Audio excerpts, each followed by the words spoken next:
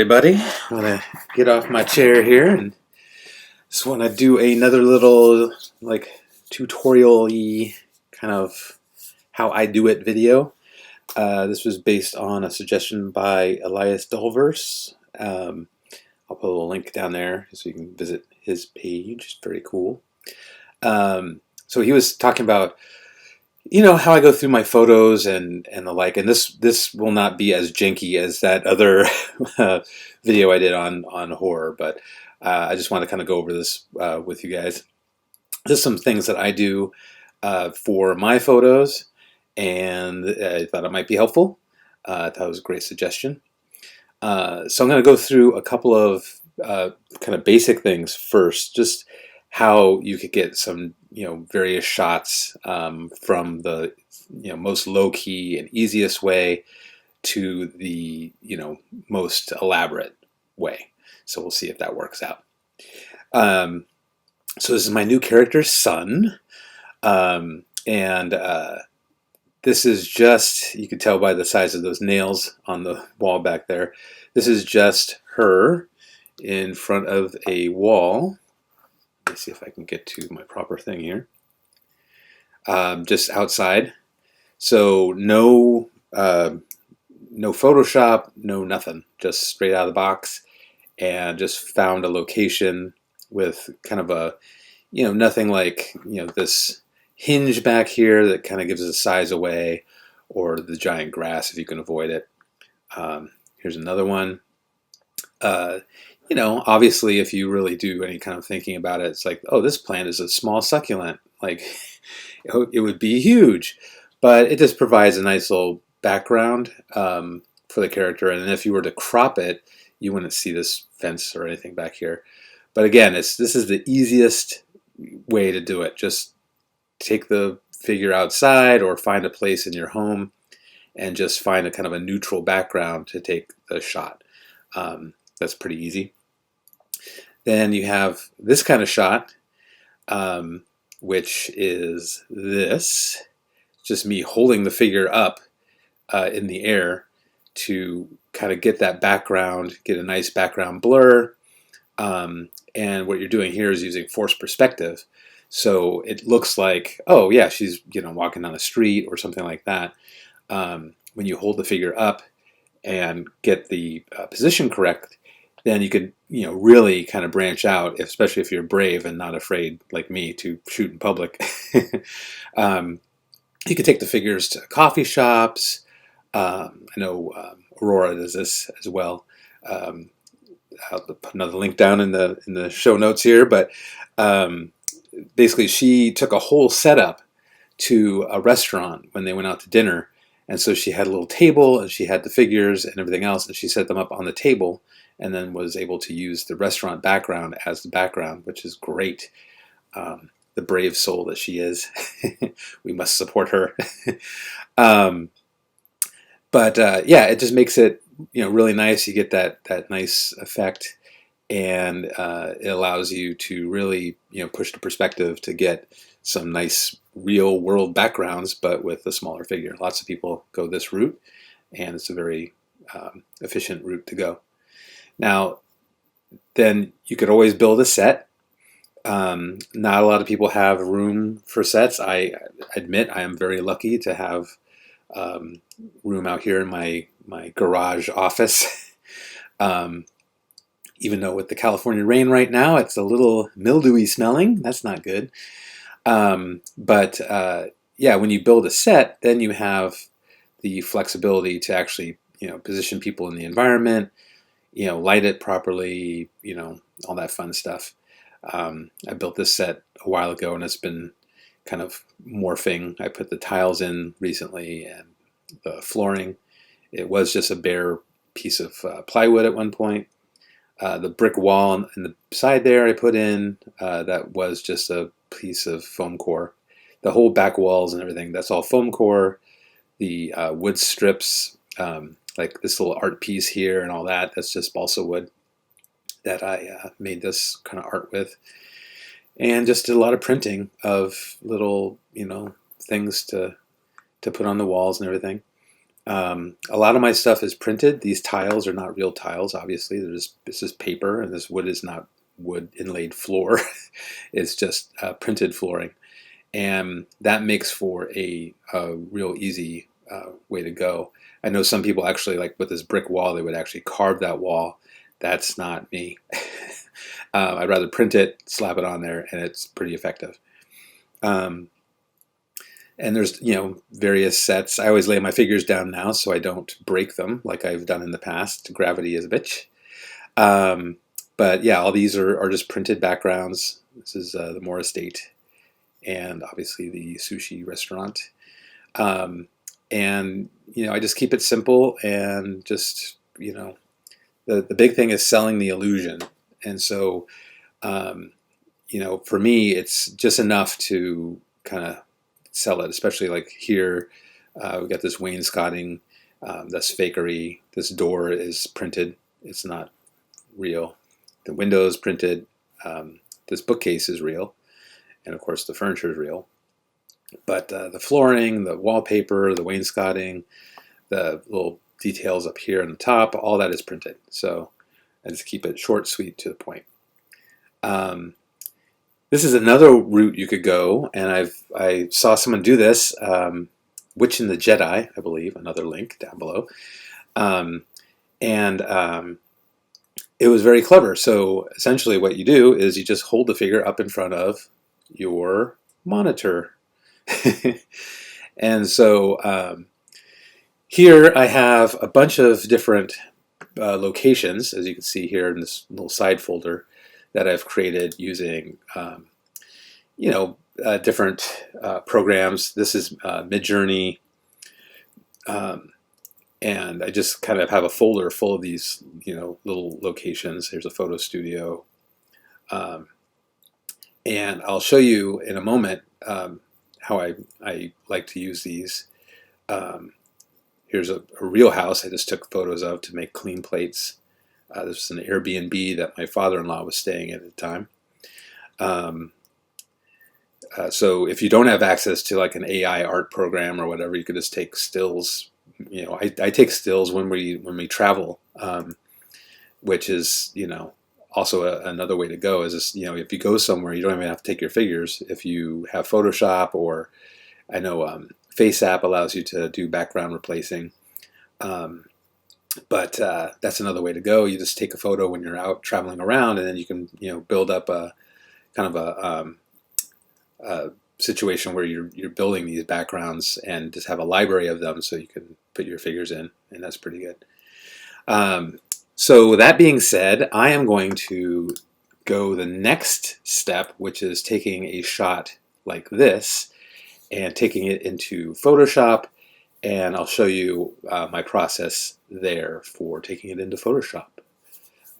If you have access to Photoshop, I want to go through the other ways to do it before diving into Photoshop, because not everybody has Photoshop. I know there's a bunch of free photo programs out there, but not everybody has access to them. So I just want to cover these other ways.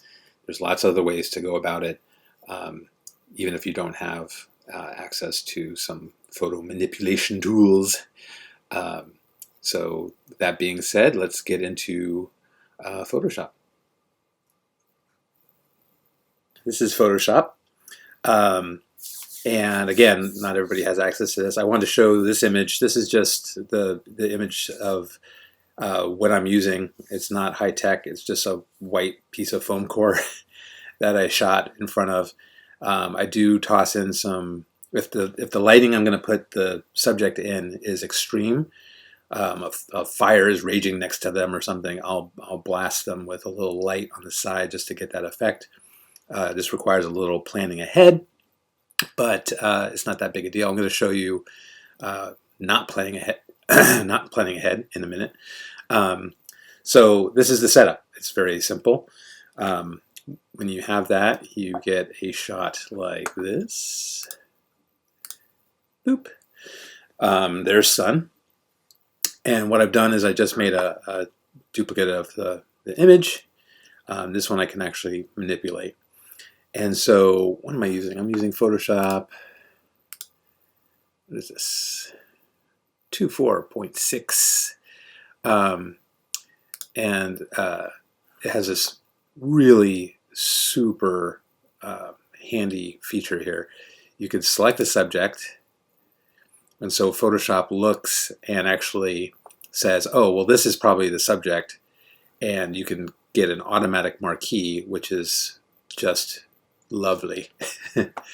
Or I could go ahead and use this button, remove background. Boom. And there you go. And you'll have stuff you'll need to clean up sometimes, like in this particular case, it's not seeing that this is hollow. I'm not going to go through and do that right now just because of sake of time. You can see right here, kind of miss this little hand area. But overall, it's not bad. You even have these little wisps of hair, you can see here, it got a little too wispy. I'm going to go ahead and fix that just because I'm stupid. So I'm just going through the mat here and, oops, wrong one. Just going to do a sloppy job of fixing that. The mat. So there we go. Good enough for now. So here's our sun. And so what I do then is I have these different things I'm going to show you what I'm doing. This is a more of a lighter image, and this is a little darker, a lot darker image.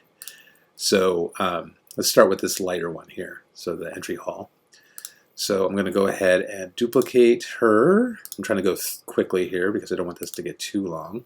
I'm going to dump her in the entry hall, duplicate the layer, put her in there. So now if we go over here, we'll see she's giant, so you're not seeing her, but we can fix that. Scale her to fit. So again, when I'm doing my storytelling, I'm trying to figure out what it is I'm trying to show. So in this particular case, if we had her in here, she's obviously closer to the camera. And I don't worry too much about lighting like this because it could be a window over here that we're not seeing, yada, yada, yada. So if I wanted to have a situation where she was kind of looking around and the environment was in the background, you could do this. I do sometimes go ahead and throw a blur on to get that kind of camera focusy kind of look. But sometimes if you don't do it correctly, this is just quickie, obviously, it could look like a mistake. So sometimes I just don't bother with that. That's just for me, just because I try to get that cinematic look, soft focus, camera lens kind of look. So that's one thing you could do there, just to have her in the forefront. But since we do have a full body of her, you're also able to do a thing where you really push it and kind of dump her into the background even more. So this gets a little trickier because you have to think, okay, well, where is she? If she's here, she's going to look like a doll. But if you play around with the location, like if we were to do this and put her way back here, that's another look. Or what we're going to do here is we're going to kind of guesstimate what this looks like here.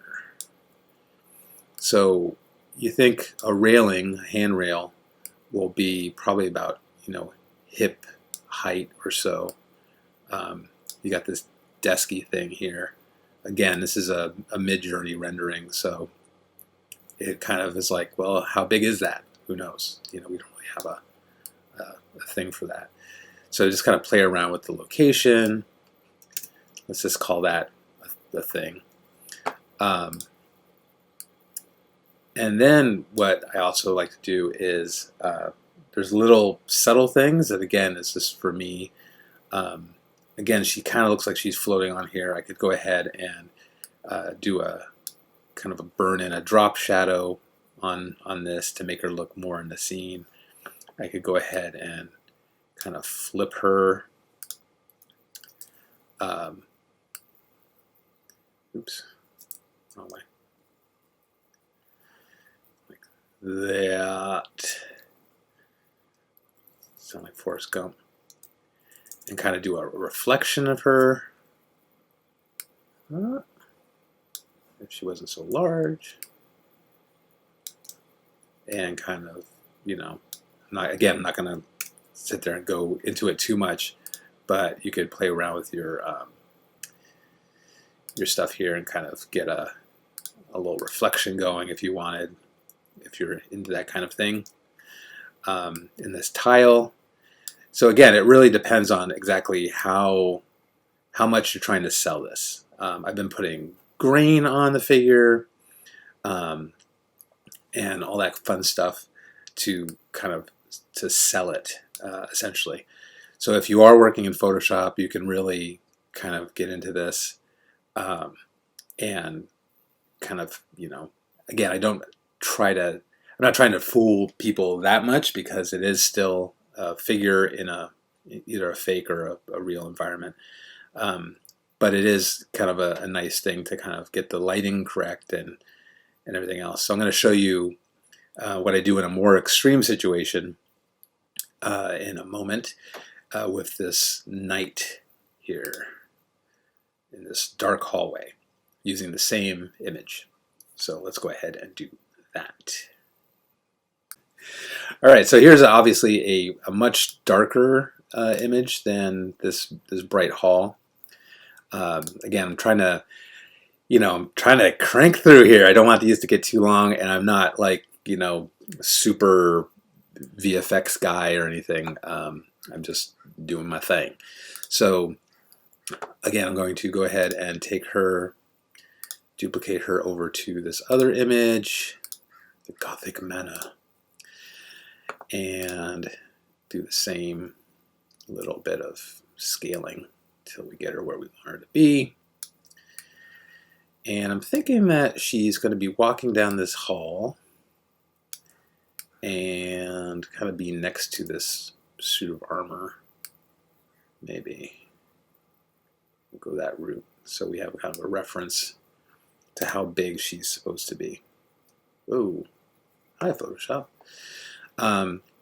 So in these cases, this is where I really try to play around with getting lighting and stuff. If I went with this, it just wouldn't fly. It's like no one's believing that she's anywhere close to being in this hallway. And maybe I go a little bit bigger here because I want to play around with the light there. So happy accident in this case. I had lighting coming in. Oh my God, my computer is not happy with me right now. I had lighting coming in from the side here when I shot her. So when I saw this image, I was like, oh, well, that's good. I'll just use that and it'll be easier for me. Again, usually I actually try to set up this lighting to match my image. So I pick out where the figure is going to be first. Then I try to match the lighting if it's an extreme lighting situation, kind of how this one's going to be. So I'm going to go ahead and show you this. And I'm not going over a lot of things like the matte and all that kind of stuff. If you don't know that, you're going to kind of have to be on your own, just because, again, I don't want these to be hours long, and I'm not trying to train people in Photoshop. I'm just trying to give an idea of how I do stuff. So I like to layer up. So in this case, I made a duplicate of this. I have my main layer down here and my matte here, and I'm trying to get her into the scene, right? So one of the first things I like to do is go to my adjustments here and play with my exposure. And so with this, you can really there she's gone 100%, right? You can play around with the lighting and really get some good stuff going. So this would be very dramatic, and it kind of fits for this dark hall. Bring it up a little bit just so we can see what we're doing here. So like that, maybe, let's say. All right, so that's phase one, already looking much better. The other thing I like to do is play around with the saturation of things. So this is it's not undersaturated, but it's not super saturated due to the lighting. So if you take your saturation down, obviously you could take it way down, and now we're black and white. But if you take it down just a little bit, again, it helps to kind of, make it kind of push it into the environment a little bit, because it's dark here, and in darkness you're just not seeing as much color. So that's another thing I like to sell. If this light was a little more orange, and I wanted to get this real light going here, sometimes at this point what I'll do is I'll go ahead and change this. Oops. Make another duplicate of what I've just done. Then come in here, adjustments, and use a photo filter. And what this allows you to do is play around with kind of getting a different kind of color effects and lighting effects. So essentially you have a whole laundry list. You have warming and cooling, and then straight colors down here. So if I were to have her in an environment that was warmer, I could kind of play with the color temperature here and make her warmer. This is looking a little cool to me, but obviously we don't want to go like this. This would be like a moonlit night or something. I'm kind of looking at maybe making her a little cooler here to match the coolness of the image. So I'm just changing the density here, and then you can do other colors. You could do yellow if she's in a yellow room. You're getting that bounce light affecting the character, right? So if this was a yellow room and it was brightly lit, you could really play around with that and then be like, oh, she's getting the reflection of the yellow wallpaper or whatever happens to be in there. I'm going to go ahead and be a little more subtle and go kind of in here, just kind of cooler down a little bit.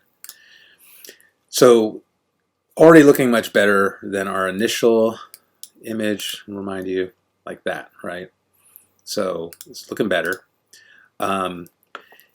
Another thing that you can do is, if I do have this initial image in the back here, right, I can go ahead and kind of play around with this and play around with the matte. So I don't know if you can see these layers, but I have the original here and then my cooled down layer here. And I'm just going to show you, the most extreme of this. So you can see we're seeing a lot of stuff back here. What I can also do, go ahead and do this. I don't need to, but I'm going to anyway because I'm obsessive like that. I'm going to go ahead and use this to get some brighter lighting going on this figure. So in certain situations, if there's like a bright light over here, this is bright, but it's not that bright. But if it was brighter, what I could do is go here and go to this matte with this underneath it, and I can actually tweak this matte to reveal more of the, oops, did it again, more of the layer underneath. So hit this side of her face with this image underneath.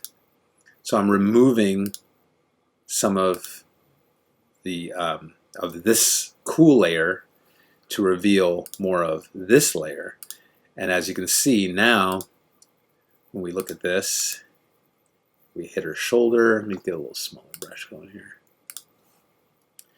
We hit her shoulder a little bit, take down here, side of her face, hair. Where else is that light here? I'm trying to get this light. Let's say if this is a big light here. We see some of her face here. This side is in darkness. Get her area here. Soften up this brush a little bit. And take the flow down. And we can kind of lighten this up, kind of take it the brightness out a little bit. And so now when we look at this, it looks like she is being affected by this light here, shining on the face there. And what we're seeing is this, we're just seeing the under of this layer, right? And super effective. I use this a lot. and I really like the look.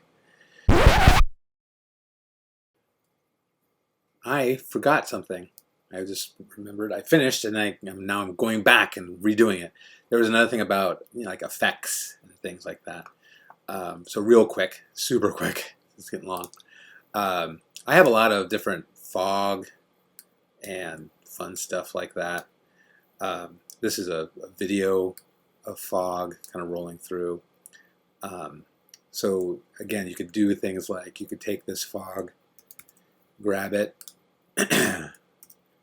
put in here, and then use some transfer modes to kind of make it a foggy location.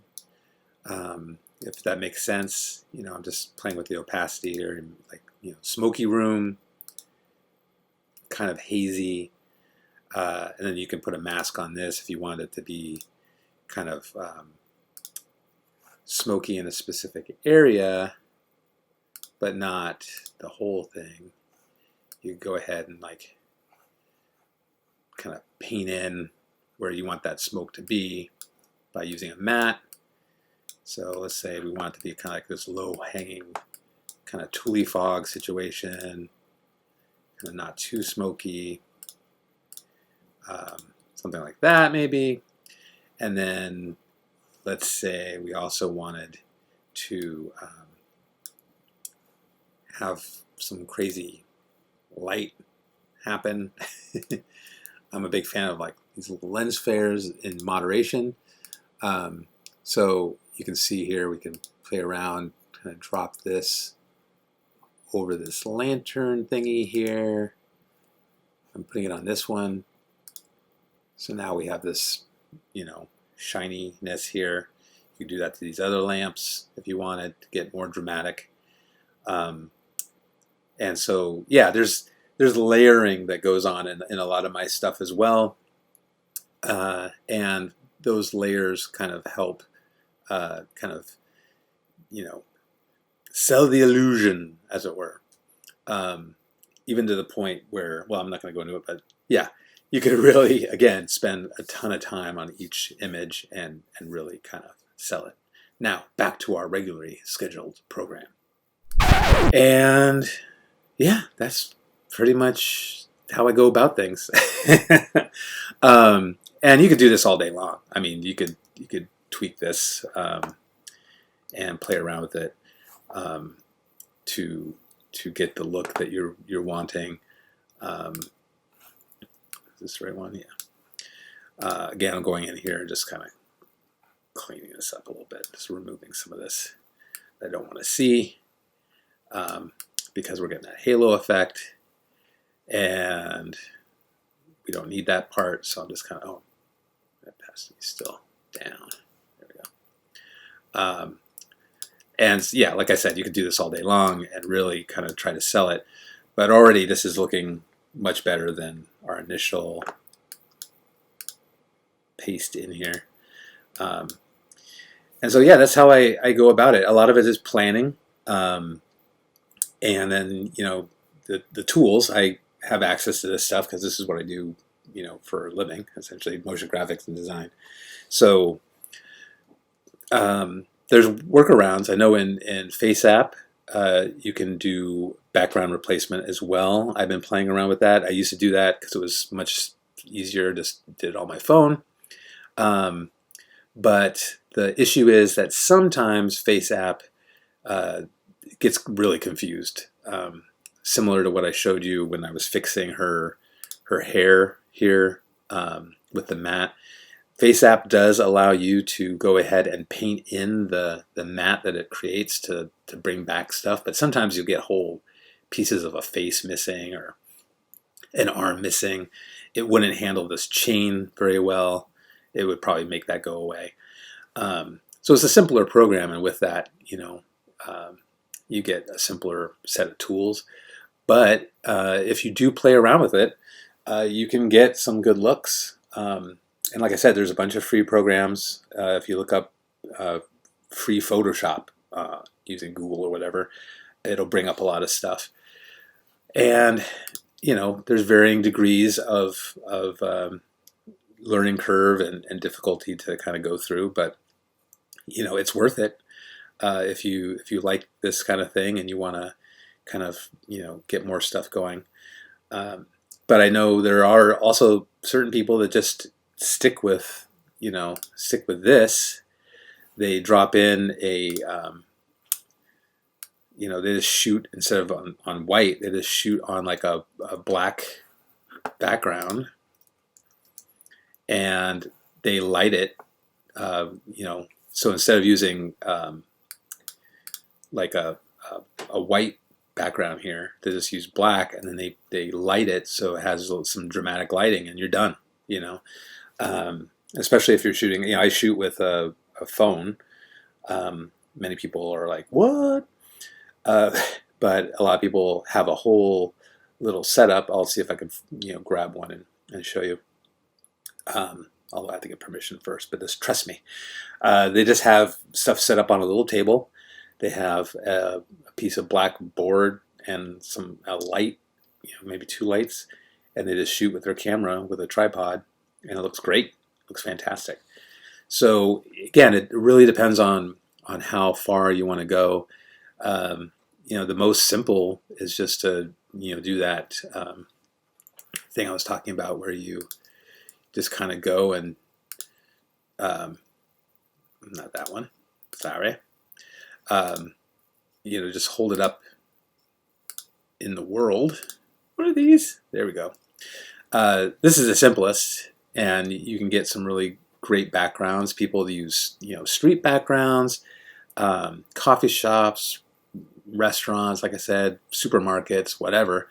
And it really is a cool look, and you're getting real world backgrounds, which is much more kind of big and inviting. If you build a set, you're not going to get these trees and all that kind of stuff unless you're a madman. But yeah, there's just a lot of stuff that you can do, and it depends on how much you want to go into it. So with that said, trying to keep things short, sweet, and to the point. I hope that was somewhat interesting. And again, let me know what other topics I could cover, and we'll get that going. So thanks again. Like, subscribe, pass me along to friends and family, and like that there. Thanks a lot, everybody.